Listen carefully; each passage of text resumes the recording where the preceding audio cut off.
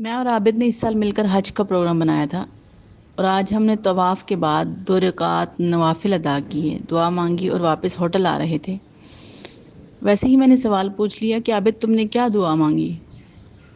اس کا جواب تھا، یا اللہ مجھے حقیقی مسلمان بنا دے، وہ مسلمان جس میں یورپ کے غیر مسلموں والی انسانیت پیدا ہو جائے۔ اس کے جواب کی تفصیل اس ویڈیو میں تھی جو ہوٹل پہنچ کر اس نے مجھے دکھائی۔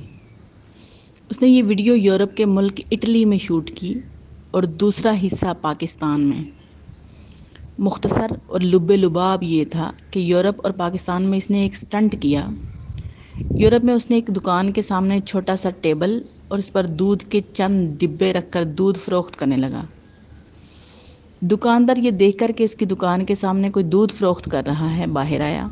اس سے پوچھا تم یہ کیوں کر رہے ہو؟ جس کے جواب میں عابد نے اسے بتایا، 2 دن سے میرے گھر میں کچھ نہیں، یہ ڈبے فروخت کروں گا، بچوں کے لیے کھانے پینے کا انتظام ہو جائے گا، کیونکہ جہاں میں نوکری کرتا تھا مالی مشکلات کی وجہ سے انہوں نے مجھے نکال دیا ہے اور اب میرے پاس اس کے سوا کوئی چارہ نہیں۔ اس دکاندار نے نہ صرف مجھے کھانے کی تمام چیزیں دیں بلکہ عارضی طور پر مجھے اپنے سٹور پر ملازم بھی رکھ لیا۔ یہ سٹنٹ کم و بیش میں نے 8 مختلف علاقوں اور سٹوروں کے سامنے کیا اور ہر جگہ مجھے تقریباً ایسا ہی رسپانس ملا۔ اب یہاں گجرانوالہ میں ایک دودھ دہی کی دکان کے سامنے چھوٹا سا ٹیبل، اس پر بالٹی دودھ کی رکھ کر دودھ فروخت کرنے لگا۔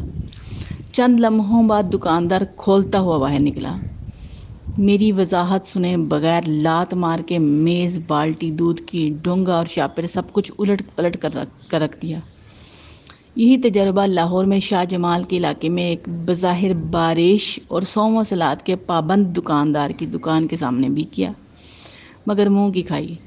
ان حضرت نے نہ صرف میرا سامان ادھر ادھر پھینکا بلکہ مغلظات سے بھی نوازا۔ یہ سٹنٹ لاہور، گجرانوالہ، جھنگ اور چند دوسرے شہروں میں کیا، مگر بڑا تلخ تجربہ ہوا۔